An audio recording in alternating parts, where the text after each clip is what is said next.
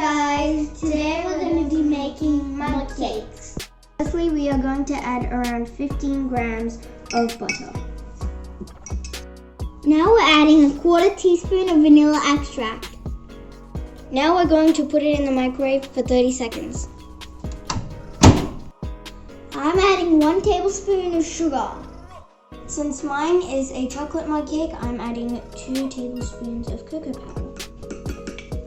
Now I am adding 2 tablespoons of sugar.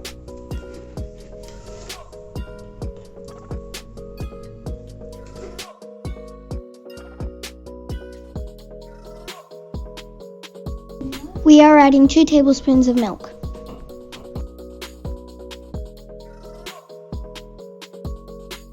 Add 3 tablespoons of flour to vanilla and 2 tablespoons of flour to chocolate.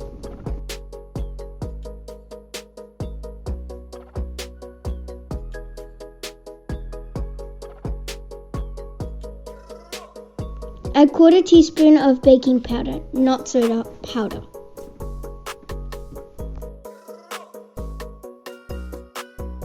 Put them in the microwave for 1 minute. Now decorate your cake. It's yummy. Thanks for watching.